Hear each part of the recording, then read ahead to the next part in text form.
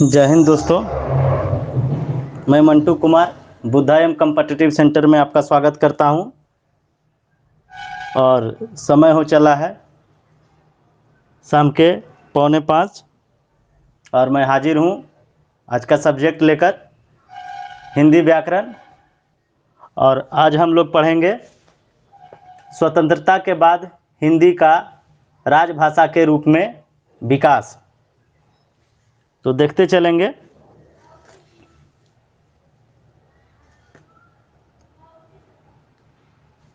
आज का हेडिंग होगा स्वतंत्रता के बाद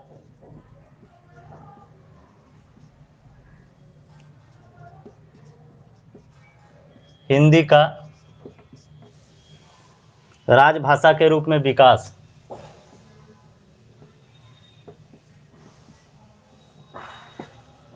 के रूप में विकास।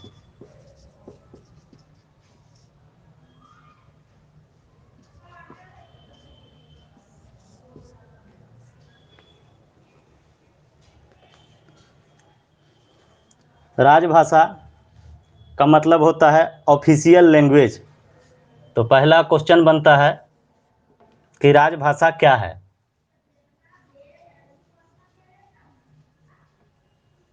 राजभाषा यानी कि ऑफिशियल लैंग्वेज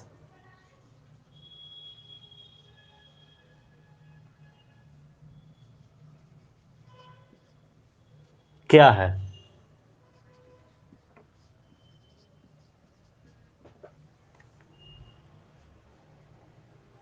तो जानेंगे।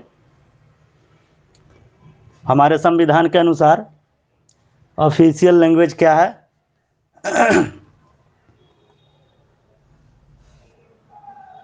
आप आंसर के रूप में लिख सकते हैं। राजभाषा का शाब्दिक अर्थ है राजकाज की भाषा।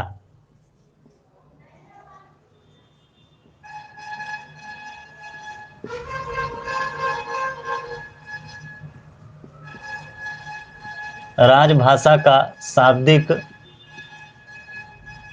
अर्थ है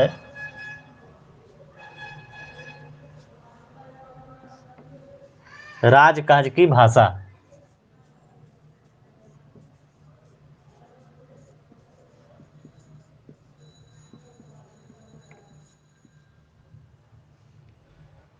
जो भाषा देश के राजकीय कार्यों के लिए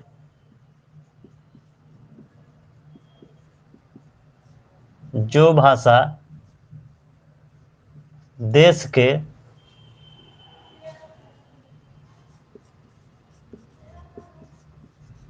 राजकीय कार्यों के लिए प्रयुक्त होती है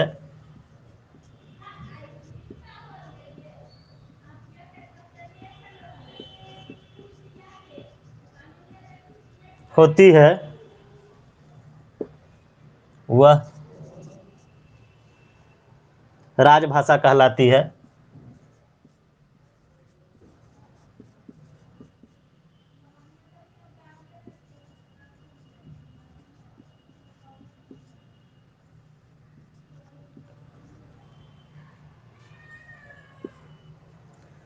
राजाओं नवाबों के ज़माने में इसे दरबारी भाषा कहा जाता था। इसके कुछ और तथ्य जान लेंगे। राजभाषा सरकारी कामकाज चलाने की आवश्यकता की उपज होती है। तीसरा पॉइंट है स्वशासन आने के पश्चात राजभाषा की आवश्यकता होती है। प्रायः राष्ट्रभाषा ही स्वशासन आने के पश्चात राजभाषा बन जाती है। भारत में भी राष्ट्रभाषा हिंदी के राजभाषा का दर्जा प्राप्त हुआ। नंबर 4 पॉइंट देखेंगे। राजभाषा एक संवैधानिक शब्द है। हिंदी को 14 सितंबर 1949 ईस्वी को संवैधानिक रूप से राजभाषा घोषित किया गया। हिंदी को 14 सितंबर 1949 ईस्वी को संवैधानिक रूप से राजभाषा घोषित किया गया, इसलिए प्रत्येक वर्ष 14 सितंबर को हिंदी दिवस के रूप में मनाते हैं। पॉइंट कर लेंगे, हिंदी दिवस हम लोग कब मनाते हैं? तो 14 सितंबर को। क्यों मनाते हैं तो लिख लें पॉइंट दे करके।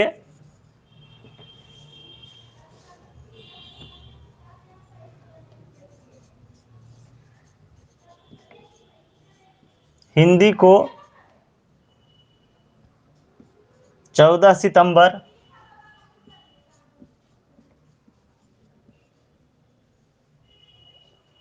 1949 ईस्वी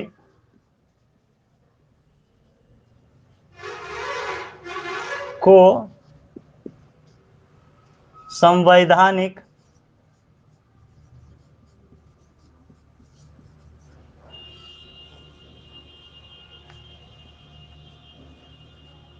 रूप से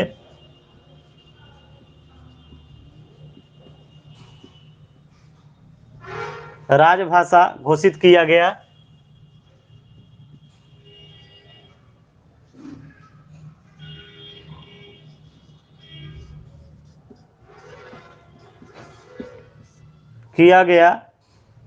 इसलिए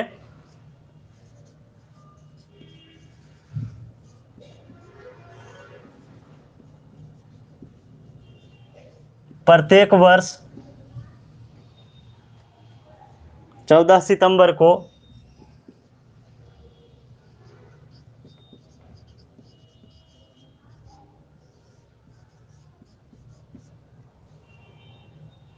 हिंदी दिवस के रूप में मनाते हैं।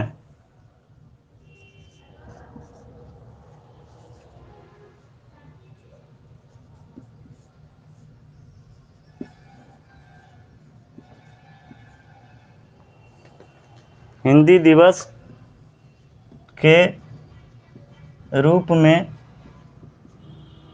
मनाते हैं।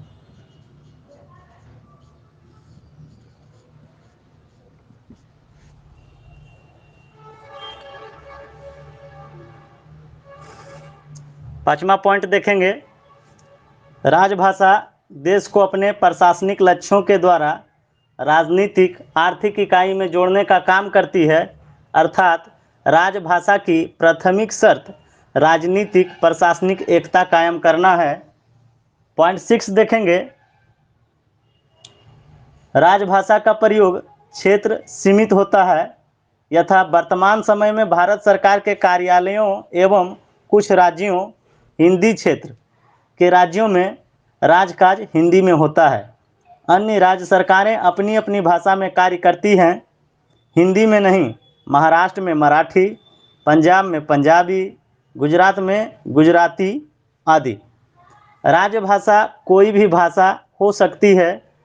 स्वभाषा या परभाषा जैसे मुगल शासक अकबर के समय से लेकर मैकाले के काल तक फारसी राजभाषा तथा मैकाले के काल से लेकर स्वतंत्रता प्राप्ति तक अंग्रेजी राजभाषा थी, जो कि विदेशी भाषा थी, जबकि स्वतंत्रता प्राप्ति के बाद हिंदी को राजभाषा का दर्जा दिया गया, जो कि स्वभाषा है। पॉइंट 8 देखेंगे, राजभाषा एक निश्चित मानक स्वरूप होता है जिसके साथ छेड़छाड़ या प्रयोग नहीं किया जा सकता है। अगला पॉइंट हम लोग देखेंगे, हिंदी की संवैधानिक स्थिति व उसकी समीक्षा। स्वतंत्रता के पूर्व जो बड़े बड़े राष्ट्र नेता राजभाषा या राजभाषा के रूप में हिंदी को अपनाने के मुद्दे पर सहमत थे, उनमें से अधिकांश गैर हिंदी भाषी नेता स्वतंत्रता मिलने के वक्त हिंदी के नाम पर बिदकने लगे।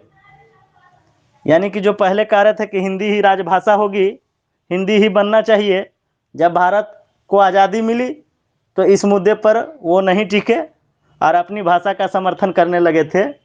यही वजह थी कि संविधान सभा में केवल हिंदी पर विचार नहीं हुआ, राजभाषा के नाम पर जो बहस वहाँ यानी कि 11 सितंबर 1949 ईस्वी से 14 सितंबर 1949 ईस्वी तक हुई, उसमें हिंदी, अंग्रेजी, संस्कृत एवं हिंदुस्तानी के दावे पर विचार किया गया, किंतु संघर्ष की स्थिति सिर्फ हिंदी व अंग्रेजी के समर्थकों के बीच ही देखने को मिली। हिंदी समर्थक वर्ग में भी दो गुट थे। एक गुट देवनागरी लिपि वाले हिंदी का समर्थन करता था, तो दूसरा गुट महात्मा गांधी, JL नेहरू, अबुल कलाम आज़ाद आदि थे। वे दो लिपियों वाली हिंदुस्तानी के पक्ष में समर्थन कर रहे थे। आज़ाद भारत में एक विदेशी भाषा जिसे देश का बहुत थोड़ा सा अंश यानी कि 1 से 2% ही लोग जानते समझते थे, देश की राजभाषा नहीं बन सकती थी। लेकिन एकाएक अंग्रेज को छोड़कर देश जाने के कारण अंग्रेजी को छोड़ने में भी दिक्कत थी, क्योंकि 150 वर्षों से अंग्रेज प्रशासन और उच्च शिक्षा की भाषा रही। अंग्रेज लोग अपने कार्यालय में अंग्रेजी भाषा का प्रयोग करते रहे, तो आज़ादी के तुरंत बाद इसे हटाने में दिक्कत थी, क्योंकि सारा कार्य इसी से हो रहा था। हिंदी देश की 46% जनता की भाषा थी। राजभाषा बनने के लिए हिंदी का दावा एकदम न्याय संगत था, लेकिन प्रादेशिक भाषाओं को भी उपेक्षित नहीं किया जा सकता था। इन सब बातों को ध्यान में रखते हुए संविधान निर्माताओं ने राजभाषा की समस्या को हल करने की कोशिश की। संविधान सभा के भीतर और बाहर हिंदी के विपुल समर्थन को देखकर, विपुल माने बहुत ज़्यादा समर्थन कर रहे थे लोग कि हाँ हिंदी राजभाषा होना चाहिए, तो संविधान सभा ने हिंदी के पक्ष में अपना फैसला दिया। यह फैसला हिंदी विरोधी एवं हिंदी समर्थकों के बीच मुंशी आयंगार फॉर्मूले के द्वारा एक फॉर्मूला अपनाया गया कि भाई कोई ना रुष्ट हो, तो एक फॉर्मूला निकला जिसका नाम दिया गया मुंशी आयंगर फॉर्मूला के परिणाम स्वरूप सामने आया, जिसकी मुख्य विशेषता इस प्रकार है। नंबर फर्स्ट, हिंदी भारत की राष्ट्रभाषा नहीं बल्कि राजभाषा है। दूसरा, संविधान के लागू होने के दिन से 15 वर्षों की अवधि तक अंग्रेजी बनी रहेगी। नंबर तीसरा पॉइंट है, एक स्पष्ट निर्देश अनुच्छेद 351 के आधार पर हिंदी एवं हिंदुस्तानी के विवाद को दूर कर लिया गया। संविधान में भाषा विषयक उपबंध अनुच्छेद 120 एवं अनुच्छेद 210 एवं भाषा विषयक एक पृथक भाग 17 में राजभाषा का उल्लेख किया गया, जो अनुच्छेद 343 से लेकर 351 तक एवं 8वीं अनुसूची में दिए गए हैं। संविधान के ये भाषा विषयक उपबंध हिंदी, अंग्रेजी एवं प्रादेशिक भाषाओं के परस्पर विरोधी दावों के बीच सामंजस्य स्थापित करने का प्रयास करते हैं। अनुच्छेद 120 के बारे में जानेंगे। अनुच्छेद 120, संसद में प्रयोग की जाने वाली भाषा। अभी जो सांसद चलता है तो उसमें कौन सी भाषा में शपथ ग्रहण करेंगे, कौन सी भाषा में कार्रवाई होगी, इस चीज़ पे अनुच्छेद 120 में दिया गया है। संसद का कार्य हिंदी या अंग्रेजी में किया जाएगा, परंतु यथास्थिति लोकसभा या राज्यसभा का सभापति किसी सदस्य को उसकी मातृभाषा में सदन को संबोधित करने की अनुमति दे सकता है। संसद विधि द्वारा अन्यथा उपबंध न करे तो 15 वर्ष की अवधि के पश्चात या अंग्रेजी में शब्दों का लोप किया जा सकता है। दूसरा पॉइंट देखेंगे हम लोग, अनुच्छेद 210, राज्य विधानमंडल में प्रयोग की जाने वाली भाषा। राज्यों के विधानमंडलों का कार्य अपने अपने राज्य की राजभाषा या राजभाषाओं में या हिंदी में या अंग्रेजी में किया जाएगा, परंतु यथास्थिति विधानसभा अध्यक्ष या विधान परिषद का सभापति किसी सदस्य को उसकी मातृभाषा में सदन को संबोधित करने की अनुमति दे सकता है। संसद विधि द्वारा अन्यथा उपबंध न करे तो 15 वर्ष की अवधि के पश्चात या अंग्रेजी में शब्दों का लोप किया जा सकेगा। अब हम लोग पढ़ेंगे भाग 17, राजभाषा।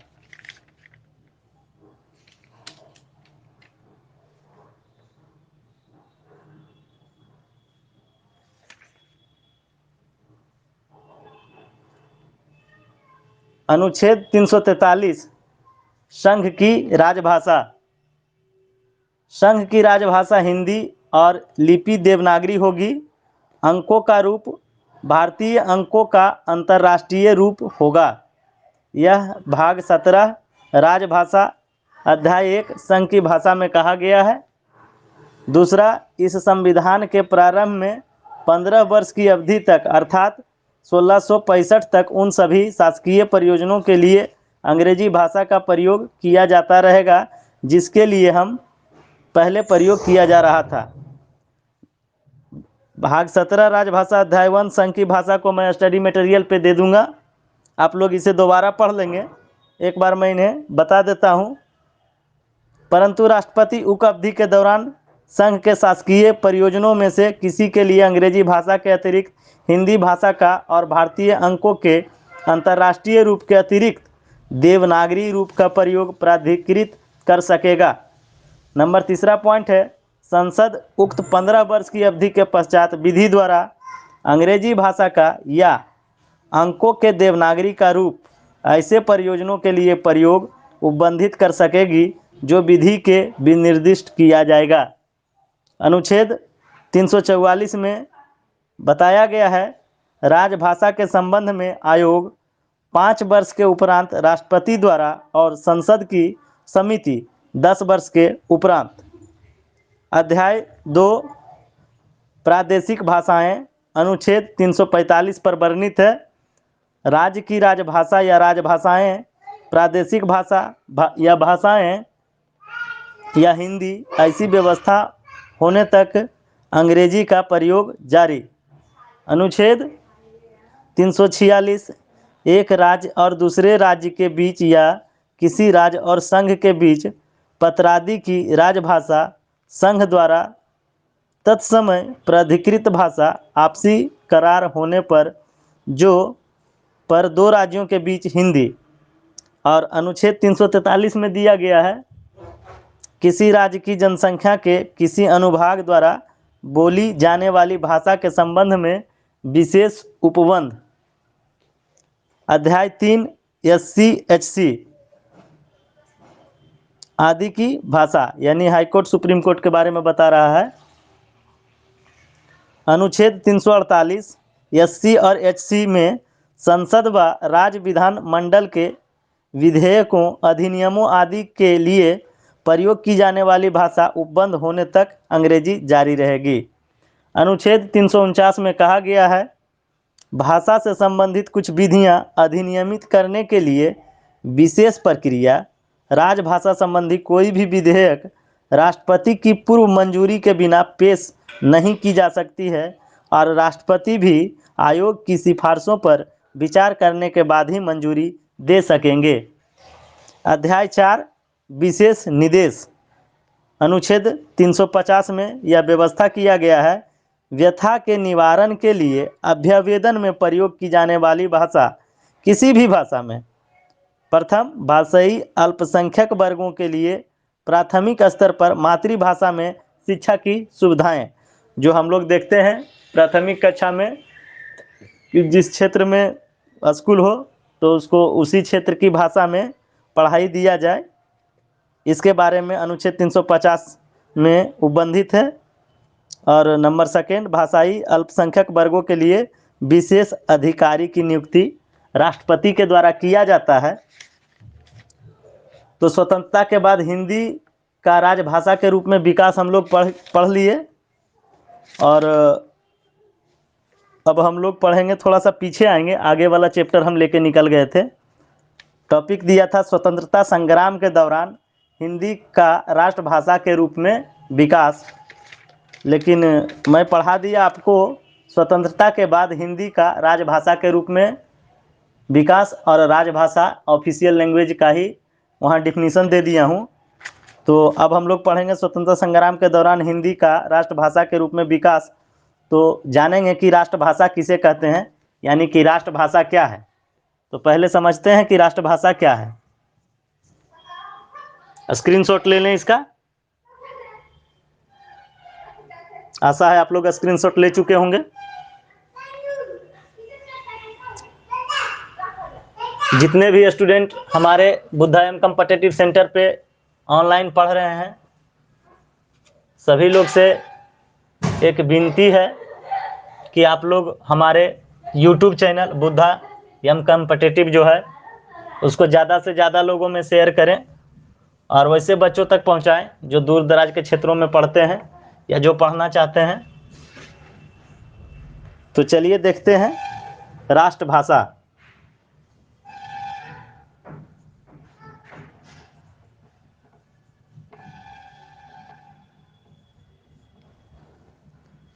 यानी कि नेशनल लैंग्वेज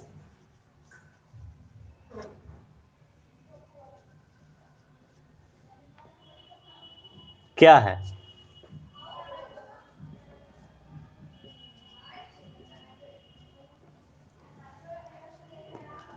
इसका आंसर लिख लेंगे।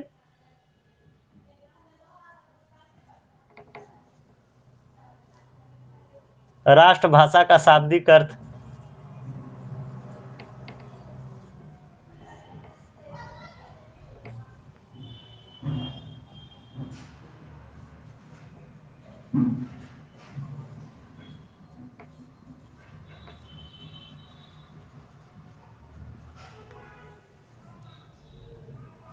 अर्थ है समस्त, शायद उग नहीं रहा है सही से, इससे मैं लिख देता हूं।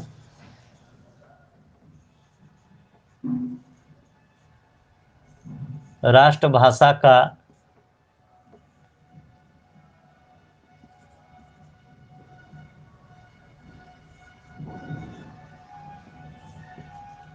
शाब्दिक अर्थ है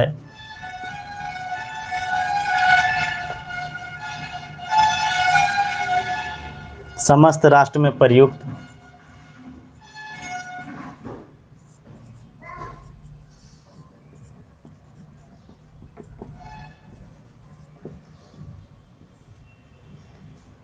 भाषा अर्थात आम जन की भाषा।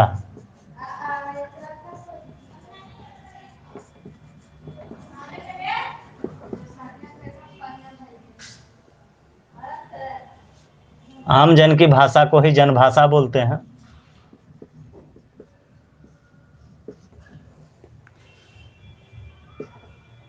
जो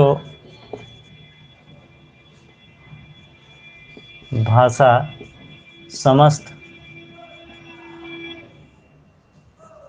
राष्ट्र में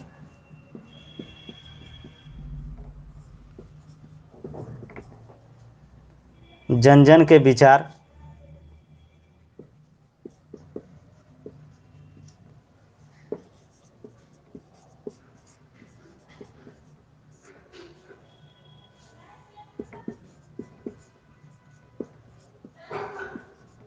विनिमय का माध्यम हो,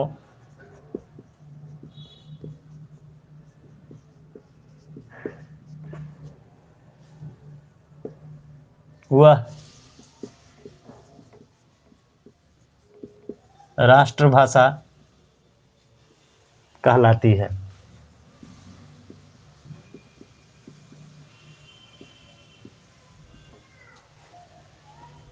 तो बढ़ेंगे पॉइंट नंबर 2 पे। दूसरा पॉइंट देखते हैं। राष्ट्रभाषा राष्ट्रीय एकता एवं अंतर्राष्ट्रीय संवाद संपर्क की आवश्यकता की उपज थी। वैसे तो सभी भाषाएं राष्ट्रभाषाएं होती है। जब हमारा देश स्वतंत्र हो रहा था, और हम लोग जानते हैं कि हमारा देश विविधताओं का देश है, तो यहाँ पे अनेक प्रकार की बोलियां हैं। लेकिन जब स्वतंत्रता संग्राम चल रहा था तो सब लोग एक दूसरे से परिचय बनाना और अंग्रेज़ों के विरुद्ध खड़े होने के लिए, एक दूसरे के बात को समझने के लिए उत्सुक थे।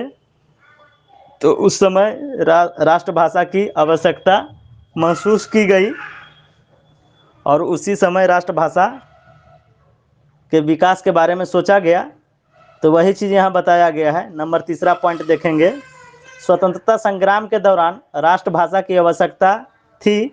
भारत के संदर्भ में इस आवश्यकता की पूर्ति हिंदी ने किया था।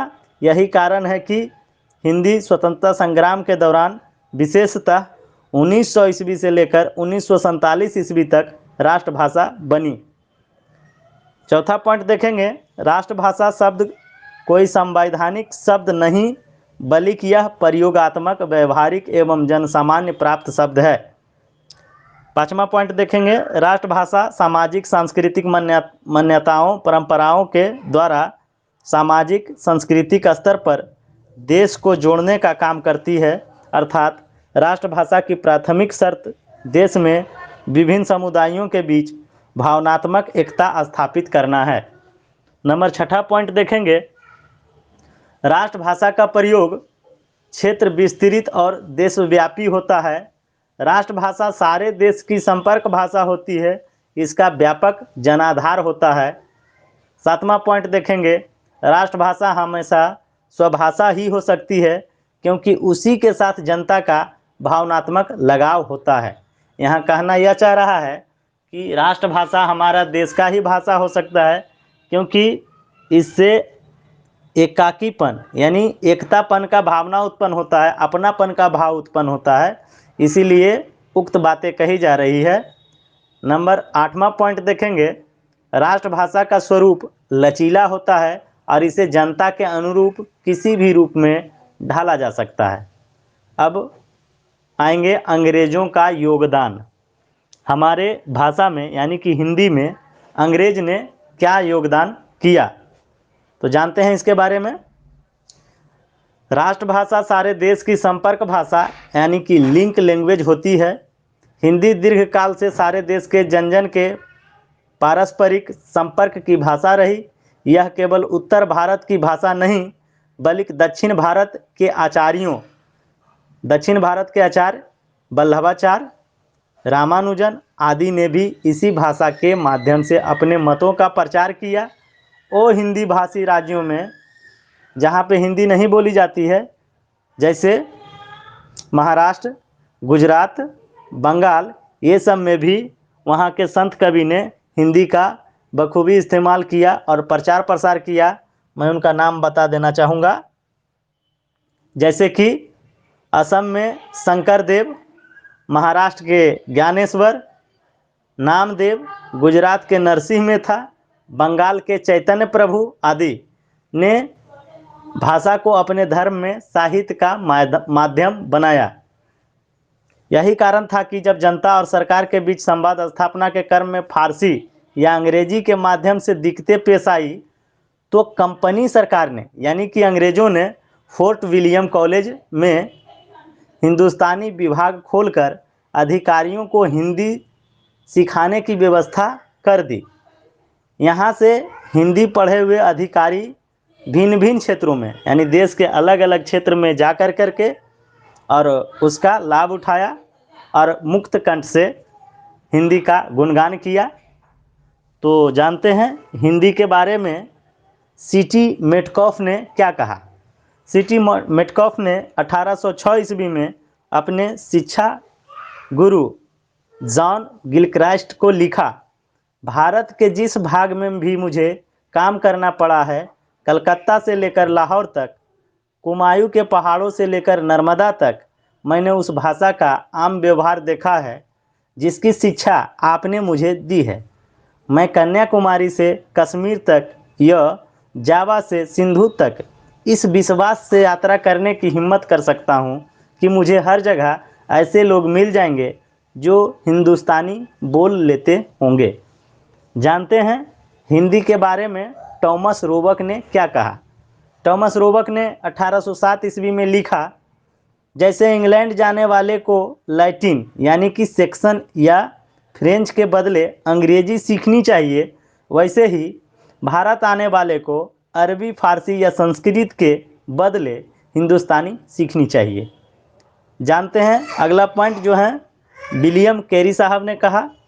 विलियम कैरी साहब ने 1816 ईस्वी में लिखा, हिंदी किसी एक प्रदेश की भाषा नहीं बल्कि देश में सर्वत्र बोली जाने वाली भाषा है। इसके बारे में H.T.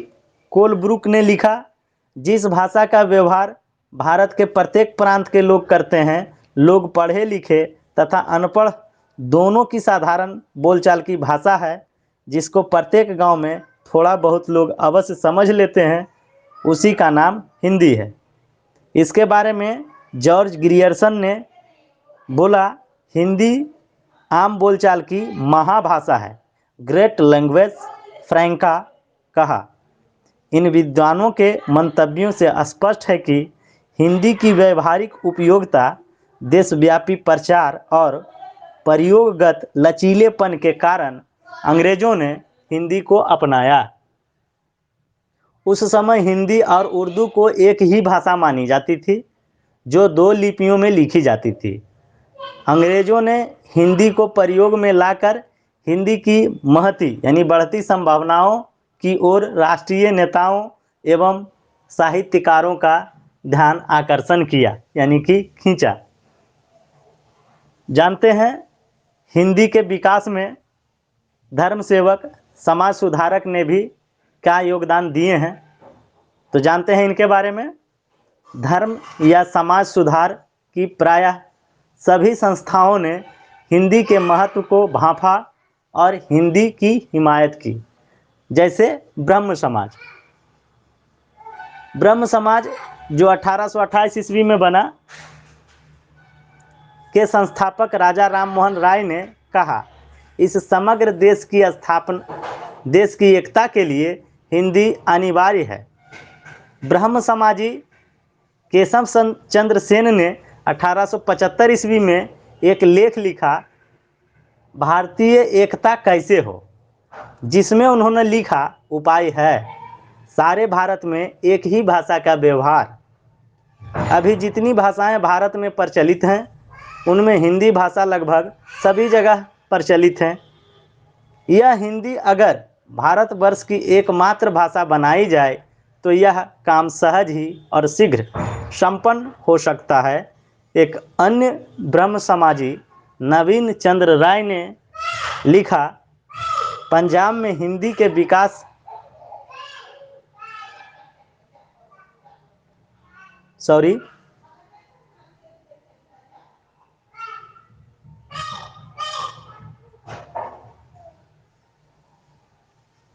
नवीन चंद्र राय ने पंजाब में हिंदी के विकास के लिए स्वतुल्य योगदान दिया।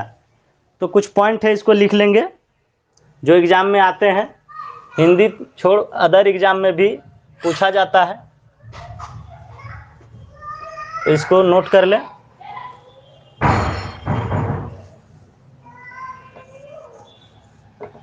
यह है ब्रह्म समाज के बारे में कि ब्रह्म समाज की स्थापना कब हुआ और किसने किया। तो लिखेंगे ब्रह्म समाज के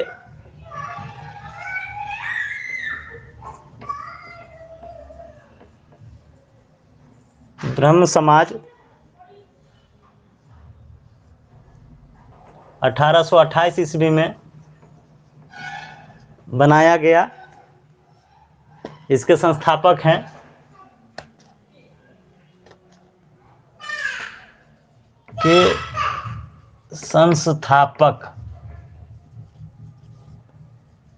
यानी ब्रह्म समाज के संस्थापक का नाम है राजा राम मोहन राय। आपने नाम सुना होगा। अगला पॉइंट लेके चलते हैं, जिनका नाम है, जिन्होंने आर्य समाज की स्थापना किए। आर्य समाज का स्थापना 1875 ईस्वी में दयानंद सरस्वती के द्वारा किया गया। वे गुजराती थे और गुजराती भाषा के अलावा संस्कृत के अच्छे जानकार थे। हिंदी उनको काम चलाऊ जानते थे, ज़्यादा हिंदी नहीं जानते थे, पर अपनी बात अधिक से अधिक लोगों तक पहुंचाने के लिए तथा देश की एकता को मजबूत करने के लिए उन्होंने अपना सारा धार्मिक साहित्य हिंदी में लिखा। उनका कहना था कि हिंदी के द्वारा सारे भारत को एक सूत्र में पिरोया जा सकता है, वे इस आर्य भाषा को सर्वात्मनः देशोन्नति का मुख्य आधार मानते थे। उन्होंने हिंदी के प्रयोग को राष्ट्रीय स्वरूप प्रदान किया। वे कहते थे, मेरी आँखें उस दिन को देखना चाहती है जब कश्मीर से कन्याकुमारी तक सब भारतीय एक भाषा समझने और बोलने लग जाए। तो दूसरा पॉइंट नोट करेंगे आप लोग, आर्य समाज के स्थापना और इसके संस्थापक कौन है?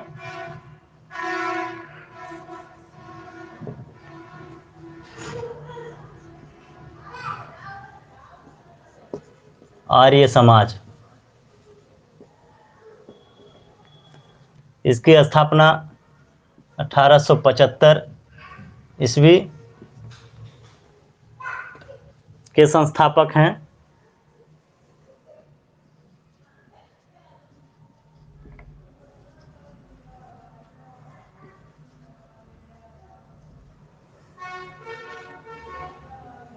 दयानंद सरस्वती,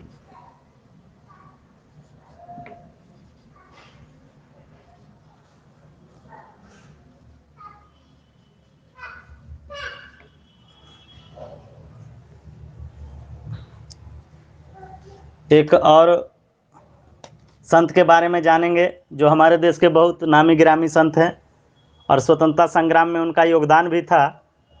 उनका नाम है अरविंद घोष। तो अरविंद घोष जी ने भी हिंदी के बारे में कुछ कहे हैं, जानते हैं? अरविंद दर्शन के प्रणेता, अरविंद घोष ने अरविंद दर्शन दिए। अरविंद दर्शन के प्रणेता अरविंद घोष की सलाह थी कि लोग अपनी अपनी मातृभाषा की रक्षा करते हुए सामान्य भाषा के रूप में हिंदी को ग्रहण करें। अगला पॉइंट चलेंगे, थियोसॉफिकल सोसाइटी, जो एग्जाम में भी पूछा जाता है कि थियोसॉफिकल सोसाइटी की स्थापना किसने की और कब की। तो एक पॉइंट नोट करेंगे, थियोसॉफिकल सोसाइटी की स्थापना 1875 ईस्वी में ही हुआ और इनके संस्थापक थे एनी बेसेंट। तो इस पॉइंट को नोट कर लेंगे।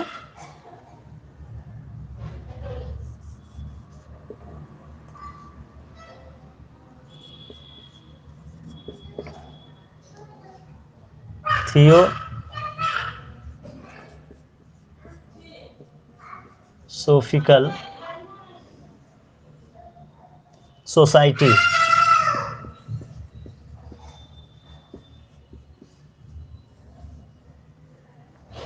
की स्थापना 1875 ईस्वी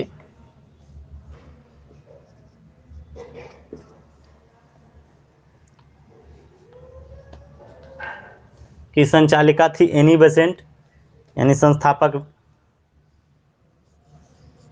की संचालिका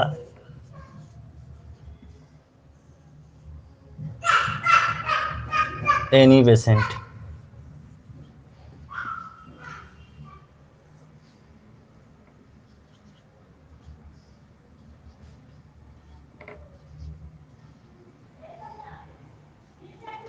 इन्होंने हिंदी के बारे में क्या कहा जानते हैं? एनी बेसेंट जी ने कहा, भारतवर्ष के भिन्न भिन्न भागों में जो अनेक देशी भाषाएं बोली जाती हैं, उनमें एक भाषा ऐसी है जिसमें शेष सब भाषाओं की अपेक्षा एक भारी विशेषता है। वह यह है कि उनका प्रचार सबसे अधिक है और वह भाषा है हिंदी। हिंदी जानने वाला आदमी संपूर्ण भारतवर्ष में यात्रा कर सकता है और उसे हर जगह हिंदी बोलने वाले मिल जाएंगे। भारत के सभी स्कूलों में हिंदी की शिक्षा अनिवार्य होनी चाहिए। ये बात जो है कि हमारे एनी बेसेंट जी ने कहा, जो थियोसॉफिकल सोसाइटी के संस्थापक थे। आगे बढ़ते हैं। उपर्युक्त धार्मिक सामाजिक संस्थाओं के अतिरिक्त प्रार्थना समाज, ये भी एग्जाम में पूछा जाता है, इस पॉइंट को नोट करेंगे। प्रार्थना समाज की स्थापना 1867 ईस्वी में संस्थापक आत्माराम पांडुरंग सनातन धर्म सभा इसकी स्थापना 1895 ईस्वी, संस्थापक पंडित दीनदयाल शर्मा। रामकृष्ण मिशन स्थापना 1897 ईस्वी, संस्थापक विवेकानंद आदि ने हिंदी प्रचार में योग दिया। तो इस पॉइंट को लिख लेंगे, इसका स्क्रीनशॉट ले लें। मैं ये पॉइंट को लिखा देता हूं,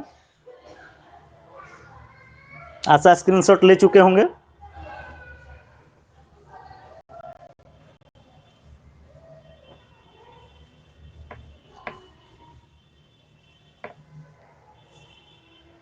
एक पॉइंट नोट करेंगे।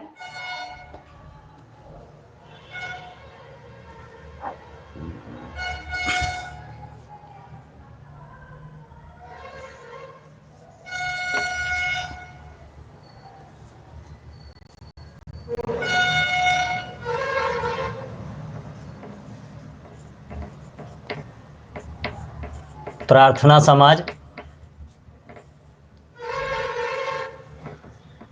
स्थापना वर्ष 1867 ईस्वी।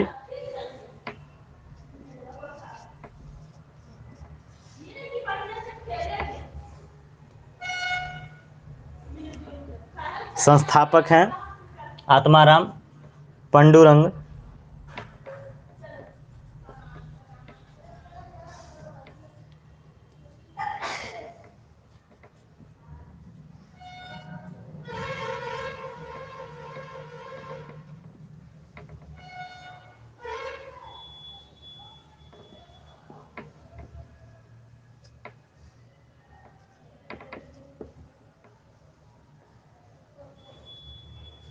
दूसरा देखेंगे सनातन धर्म।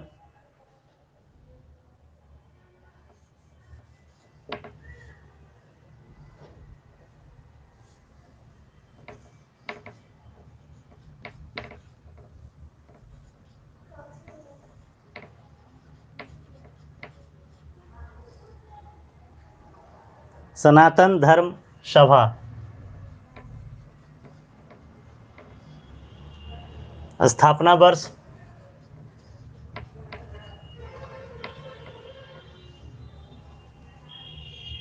1895 ईस्वी।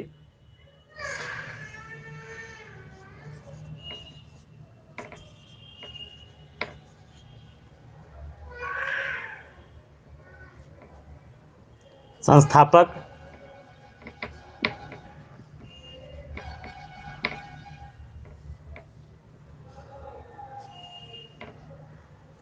पंडित दीनदयाल शर्मा। पंडित दीन दयाल शर्मा जी हैं।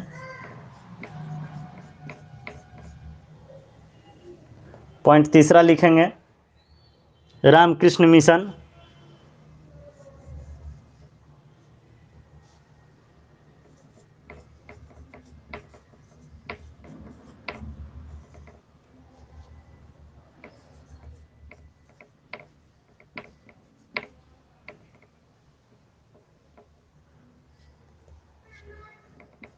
संस्थापक स्थापना वर्ष है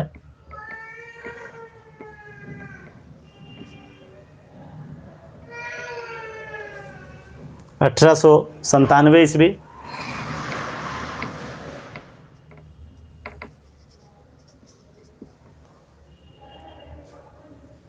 और इनके संस्थापक हैं विवेकानंद।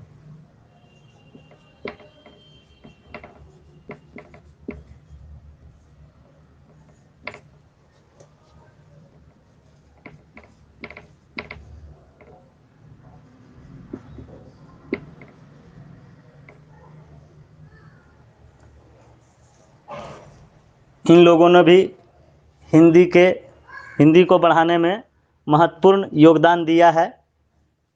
आगे बढ़ेंगे। इससे लगता है कि धर्म समाज सुधारकों की यह सोच बन चुकी थी कि राष्ट्रीय स्तर पर संवाद स्थापित करने के लिए हिंदी आवश्यक है। वो जानते थे कि हिंदी बहुसंख्यक जन की भाषा है। एक प्रांत के लोग दूसरे प्रांत के लोगों से सिर्फ इसी भाषा में विचारों का आदान प्रदान कर सकते हैं। भावी राष्ट्रभाषा के रूप में हिंदी को बढ़ाने का कार्य इन्हीं धर्म या समाज सुधारकों ने किया। आगे चलेंगे।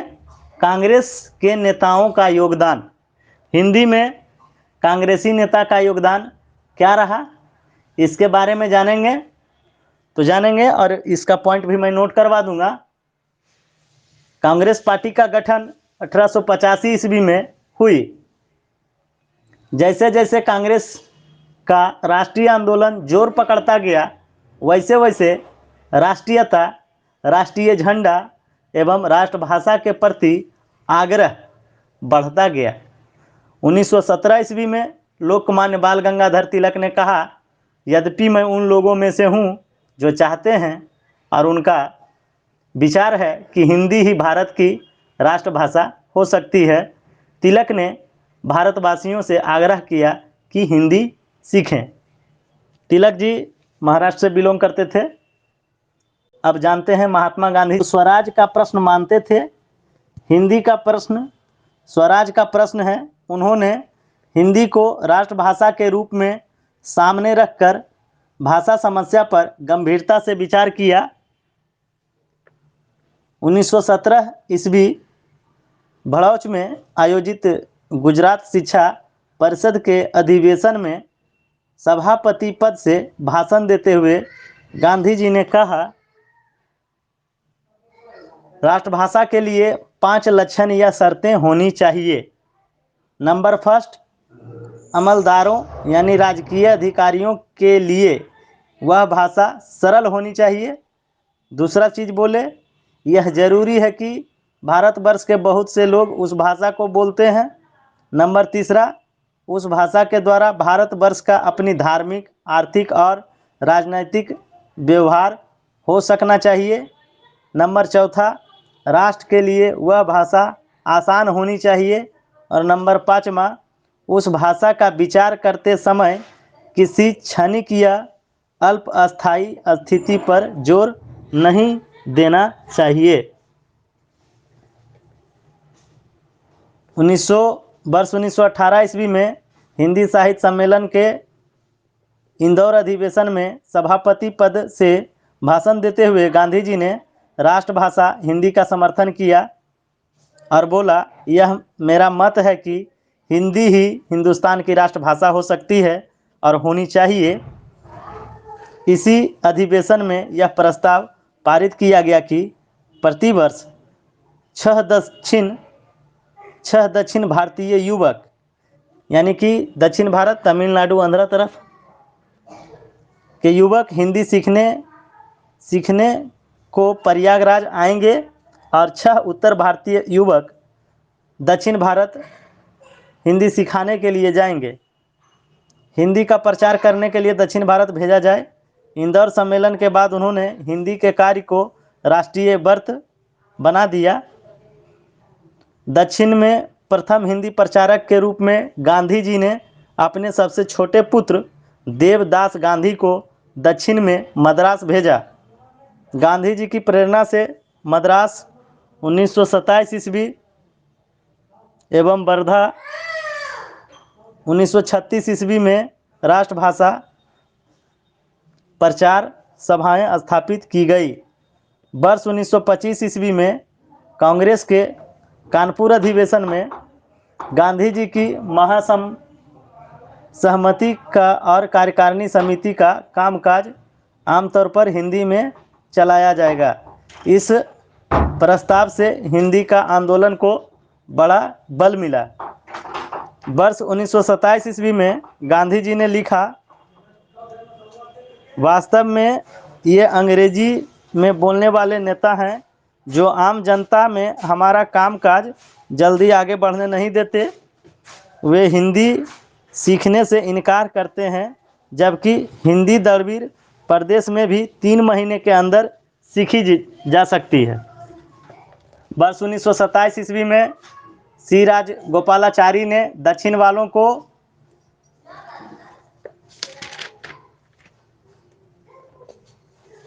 हिंदी सीखने की सलाह दी और कहा हिंदी भारत की राष्ट्रभाषा तो है ही, यही जनतंत्रात्मक भारत में राजभाषा भी होगी।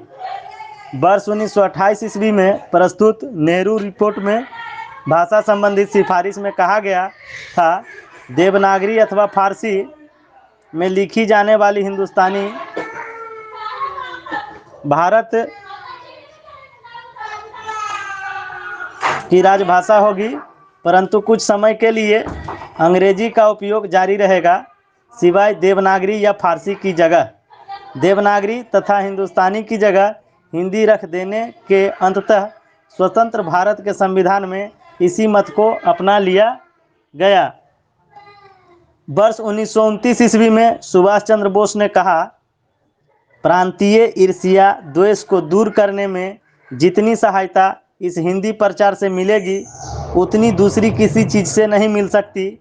अपनी प्रांतीय भाषाओं की भरपूर उन्नति कीजिए, उसमें कोई बाधा नहीं डालना चाहता और न हम किसी की बाधा को सहन ही कर सकते हैं, पर सारे प्रांतों की सार्वजनिक भाषा का पद हिंदी या हिंदुस्तानी को ही मिला है।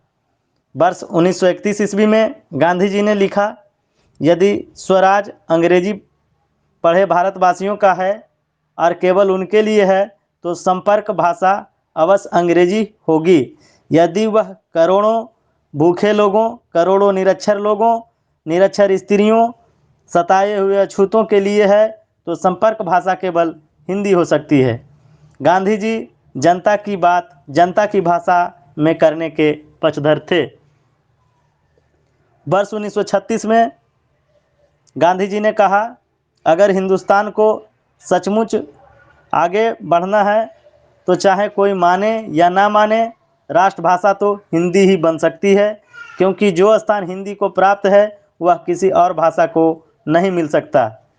वर्ष 1937 ईस्वी में देश के कुछ राज्यों में कांग्रेस मंत्रिमंडल गठित हुआ। इन राज्यों में हिंदी की पढ़ाई को प्रोत्साहित करने का संकल्प लिया गया।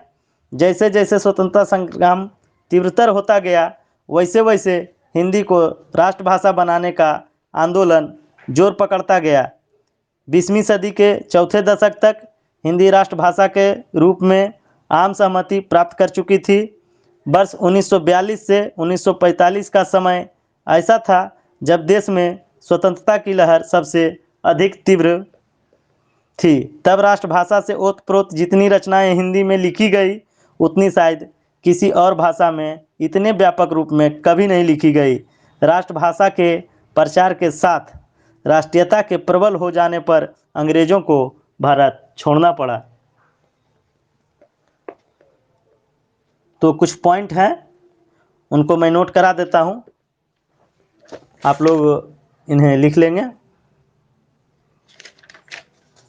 लिखेंगे कि कांग्रेस के स्थापना वर्ष लिखेंगे और राष्ट्रभाषा के 5 लक्षण या शर्त इसके बारे में, और भी इम्पोर्टेंट पॉइंट हैं ये दोनों सबसे पहले लिख लें, इसका स्क्रीनशॉट ले लें और 5 मिनट और क्लास चलेगा। उसके बाद ये स्वतंत्रता आंदोलन स्वतंत्रता संग्राम के दौरान हिंदी के राष्ट्रभाषा के रूप में विकास समाप्त हो जाएगा और हम लोग उसके आगे चलेंगे 8वीं अनुसूची से कि क्या हिंदी में दिया गया है और प्रादेशिक भाषाएं, हाई कोर्ट और सुप्रीम कोर्ट के भाषा के बारे में क्या कहना है, इसको अगले दिन पढ़ेंगे।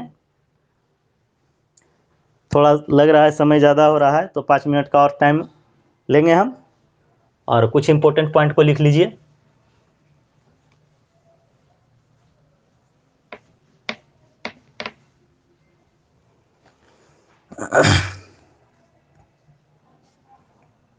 पॉइंट बनाएंगे।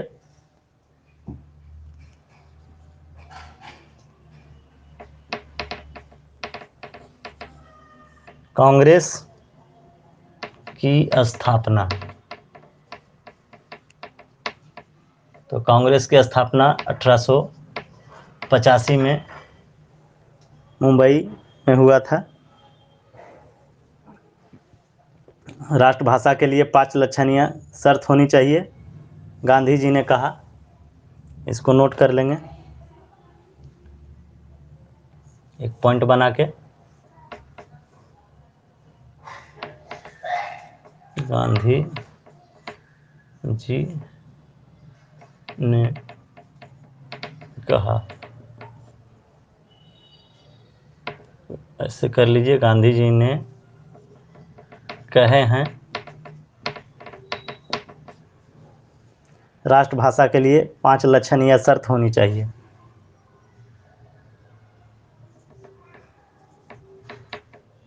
राष्ट्रभाषा के लिए 5 लक्षण या शर्त होनी चाहिए,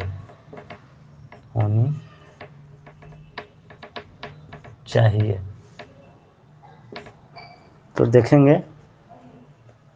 नंबर फर्स्ट, अमलदारों का मतलब होता है राजकीय अधिकारियों।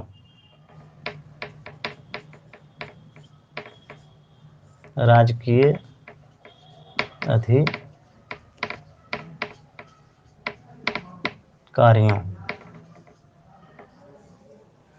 के लिए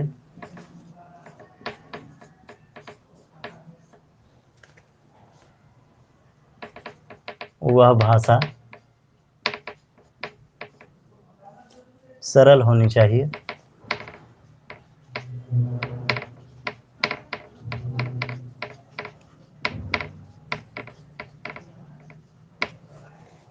पॉइंट दूसरा लिखेंगे, यह जरूरी है कि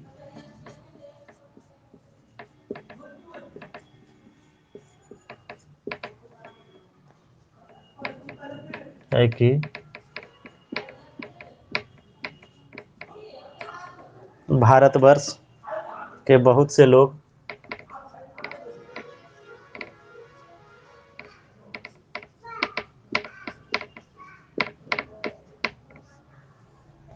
उस भाषा को बोलते हों।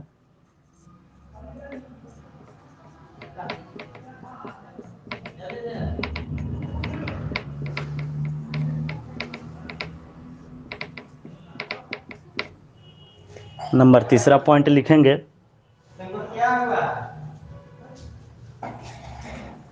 उस भाषा के द्वारा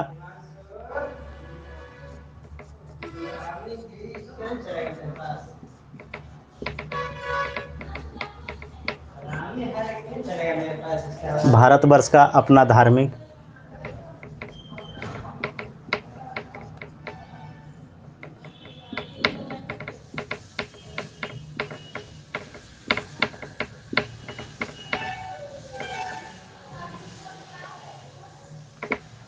आर्थिक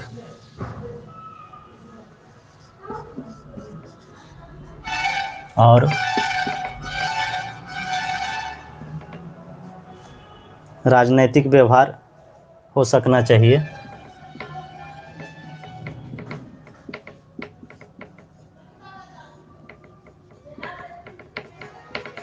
व्यवहार हो सकना चाहिए।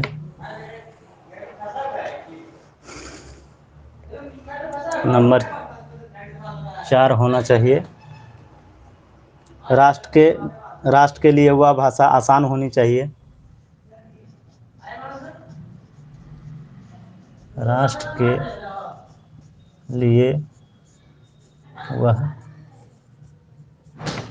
भाषा आसान होनी चाहिए।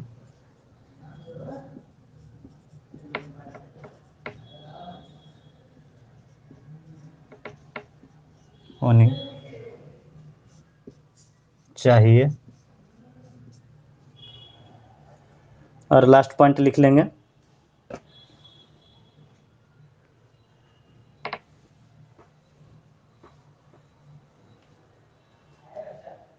लास्ट पॉइंट नंबर 5, उस भाषा का विचार करते समय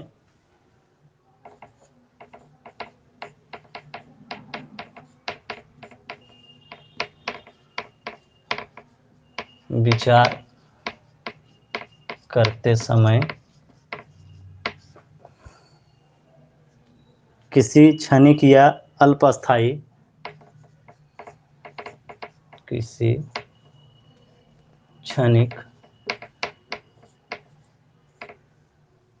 या अल्पस्थायी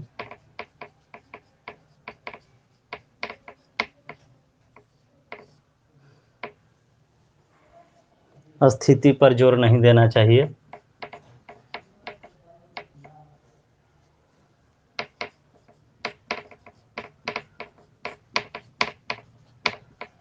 नहीं देना चाहिए।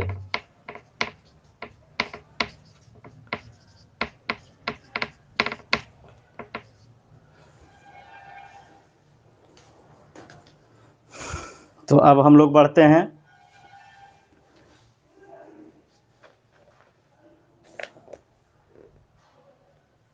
राष्ट्रमंडल आंदोलन। हिंदी आंदोलन से संबंधित साहित्यिक संस्थाएं जो बनी थी राष्ट्रीय आंदोलन के समय। नागरी प्रचारणी सभा, मुख्यालय काशी वाराणसी, स्थापना 1893 ईस्वी। संस्थापक त्रयी श्याम सुंदर दास, राम नारायण मिश्र व शिव कुमार सिंह। हिंदी साहित्य सम्मेलन प्रयाग 1910 ईस्वी। प्रथम सभापति मदन मोहन मालवीय। गुजरात विद्यापीठ अहमदाबाद 1920 ईस्वी। बिहार विद्यापीठ पटना 1921 ईस्वी। हिंदुस्तानी अकेडमी इलाहाबाद 1927 ईस्वी। दक्षिण भारत हिंदी प्रचार सभा, पूर्व नाम हिंदी साहित्य सम्मेलन 1927 ईस्वी। हिंदी विद्यापीठ देवघर 1929 ईस्वी। राष्ट्रभाषा प्रचार समिति वर्धा 1936 ईस्वी। महाराष्ट्र राष्ट्रभाषा सभा पुणे 1937 ईस्वी। बम्बई हिंदी विद्यापीठ बम्बई 1938 ईस्वी। असम राष्ट्रभाषा प्रचार समिति गुवाहाटी 1938 ईस्वी। बिहार राष्ट्र भाषा परिषद पटना 1951 ईस्वी। अखिल भारतीय हिंदी संस्था नई दिल्ली 1964 ईस्वी। नागरी लिपि नई दिल्ली 1975 ईस्वी। अब हम लोग बढ़ते हैं राष्ट्रभाषा आंदोलन। हिंदी आंदोलन से संबंधित व्यक्तित्व। बंगाल से कौन कौन से व्यक्ति ने योगदान दिया? तो बंगाल से थे राजा राम मोहन राय, केशव चंद्र सेन, नवीन चंद्र राय, ईश्वर चंद्र विद्यासागर, तरुणी चरण मित्र, राजेंद्र लाल मित्र, राजनारायण बसु, भूदेव मुखर्जी, बंकिम चंद्र चटर्जी। हिंदी भाषा की सहायता से भारतवर्ष के विभिन्न प्रदेशों के मध्य जो ऐक्यबद्ध संस्थान करने में समर्थ होंगे वही सच्चे भारत बंधु पुकारे जाने योग्य हैं। सुभाष चंद्र बोस ने कहा, अगर आज हिंदी भाषा मान ली गई है तो वह इसलिए नहीं कि वह किसी प्रांत विशेष की भाषा है, बल्कि इसलिए कि वह अपनी सरलता, व्यापकता तथा क्षमता के कारण सारे देश की भाषा हो सकती है। रविंद्रनाथ टैगोर ने कहा, यदि हम प्रत्येक भारतीय के नैसर्गिक अधिकारों के सिद्धांत को स्वीकार करते हैं तो हमें राष्ट्रभाषा के रूप में उस भाषा को स्वीकार करना चाहिए जो देश के सबसे बड़े भूभाग में बोली जाती है, जिसे स्वीकार करने की सिफारिश महात्मा गांधी ने हम लोगों से की है। इसी विचार से हमें एक भाषा की आवश्यकता है और वह है हिंदी। रामानंद चटर्जी, सरोजनी नायडू, शारदा चरण मित्र अखिल भारतीय लिपि के रूप में देवनागरी लिपि के प्रथम प्रचारक। आचार्य क्षिति मोहन सेन, हिंदी को राष्ट्रभाषा बनाने हेतु जो अनुष्ठान हुए हैं उनको मैं संस्कृति का राजसी यज्ञ समझता हूँ। महाराष्ट्र से जिन्होंने योगदान दिया है उनका नाम है बाल गंगाधर तिलक। यह आंदोलन उत्तर भारत में केवल एक सर्वमान्य लिपि के प्रचार के लिए नहीं है, यह तो उस आंदोलन का एक अंग है जिसे मैं राष्ट्रीय आंदोलन कहूँगा और जिसका उद्देश्य समस्त भारतवर्ष के लिए एक राष्ट्रीय भाषा की स्थापना करना है, क्योंकि सबके लिए समान भाषा राष्ट्रीयता का महत्वपूर्ण अंग है। अतएव यदि आप किसी राष्ट्र के लोगों को एक दूसरे के निकट लाना चाहें तो सबके लिए समान भाषा से बढ़कर सशक्त अन्य कोई बल नहीं। NC Kelkar, doctor Bhandarkar, VD Savarkar, Gopal Krishna Gokhale, Gadgil काका कालेकर आदि ने पंजाब से जिन्होंने अपने हिंदी में योगदान दिया है उनका नाम है लाला लाजपत राय, सरदाराम फिलौरी आदि। गुजरात से दयानंद सरस्वती, महात्मा गांधी, वल्लभ भाई पटेल, कन्हैया लाल, मणिक लाल, जिनको के.एम. मुंशी के नाम से जाना जाता है। हिंदी को राष्ट्रभाषा बनाना नहीं है, वह तो है ही, इन्होंने कहा था। दक्षिण भारत से जो व्यक्तित्व हैं जिन्होंने हिंदी में महत्वपूर्ण योगदान दिया है उनका नाम है सी राजगोपालाचारी, टी विजय राघवाचार्य। इन्होंने कहा, हिंदुस्तान की सभी जीवित और प्रचलित भाषाओं में मुझे हिंदी ही राष्ट्रभाषा बनने के लिए सबसे अधिक योग दिख पड़ती है। सी पी रामास्वामी अय्यर देश के विभिन्न भागों के निवासियों के व्यवहार के लिए सर्व सुगम और व्यापक तथा एकता स्थापित करने के साधन के रूप में हिंदी का ज्ञान आवश्यक है। अनंत सैनम आयंगर, हिंदी ही उत्तर और दक्षिण को जोड़ने वाली समर्थ भाषा है। एस जिनलिंगप्पा ने कहा, दक्षिण की भाषाओं ने संस्कृत से बहुत कुछ लेन देन किया है, इसलिए उसी परंपरा में आई हुई हिंदी बड़ी सरलता से राष्ट्रभाषा होने लायक है। रंगनाथ रामचंद्र दिवाकर जी ने कहा, जो राष्ट्र प्रेमी है उसे राष्ट्रभाषा प्रेमी होना चाहिए। K T. Bhashyam, R. Venkataraman Shastri, N. Sundaraiah आदि। अन्य जो जिन्होंने हिंदी में योगदान दिया है वो हैं मदन मोहन मालवीय, पुरुषोत्तम दास टंडन। पुरुषोत्तम दास टंडन का उपनाम है हिंदी का प्रहरी। कथन, मैं हिंदी का और हिंदी मेरी है, यह कथन था हिंदी के प्रहरी यानी कि पुरुषोत्तम दास टंडन जी का। इसके अलावा राजेंद्र प्रसाद, सेठ गोविंद दास आदि ने हिंदी को राष्ट्रभाषा बनाने में बहुत योगदान दिए हैं। महात्मा गांधी के भाषा में कुछ विचार इस प्रकार हैं। करोड़ों लोगों को अंग्रेजी की शिक्षा देना गुलामी में डालने जैसा है। मैकाले ने शिक्षा की जो बुनियाद डाली वह सचमुच गुलामी की बुनियाद थी। ये बात हिंद स्वराज 1909 में महात्मा गांधी जी ने कहा। दूसरा पॉइंट, महात्मा जी ने कहा, अंग्रेजी भाषा हमारे राष्ट्र के पांव में बेड़ी बनकर पड़ी हुई है। भारतीय विद्यार्थी को अंग्रेजी के मार्फत ज्ञान अर्जित करने पर कम से कम 6 वर्ष अधिक बर्बाद करने पड़ते हैं। यदि हमें एक विदेशी भाषा पर अधिकार पाने के लिए जीवन के अमूल्य वर्ष लगा देना पड़े तो फिर और क्या हो सकता है। ये 1914 में कहे थे। नंबर तीसरा, जिस भाषा में तुलसीदास जैसे कवि ने कविता की हो वह अत्यंत पवित्र है और उसके सामने कोई भाषा ठहर नहीं सकती। इन्होंने महात्मा गांधी 1916 में इस बात को कहे थे। पॉइंट नंबर 4 देखें, हिंदी ही हिंदुस्तान के शिक्षित समुदाय की सामान्य भाषा हो सकती है। यह बात निर्विवाद सिद्ध है। जिस स्थान को अंग्रेजी भाषा आजकल लेने का प्रयत्न कर रही है और जिसे लेना उसके लिए असंभव है, वही स्थान हिंदी को मिलना चाहिए, क्योंकि हिंदी का उस पर पूर्ण अधिकार है। यह स्थान अंग्रेजी को नहीं मिल सकता, क्योंकि वह विदेशी भाषा है और हमारे लिए बड़े कठिन है। 1917 में कहा था। पॉइंट नंबर 5 देखेंगे, हिंदी भाषा वह भाषा है जिसको उत्तर में हिंदू व मुसलमान बोलते हों और जो नागरी और फारसी लिपि में लिखी जाती है। यह हिंदी एकदम संस्कृतमयी नहीं है और ना ही वह एकदम फारसी शब्दों से लदी है। उक्त कथन 1918 में महात्मा गांधी जी ने कहा था।